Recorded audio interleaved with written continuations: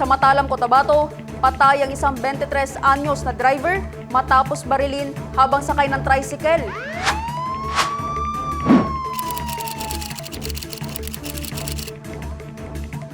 Naganap ang pamamaril sa tapat ng Municipal Plaza, Poblasyon, Matalam, Cotabato, alas 6:28 ng umaga, araw ng Martes, March 25.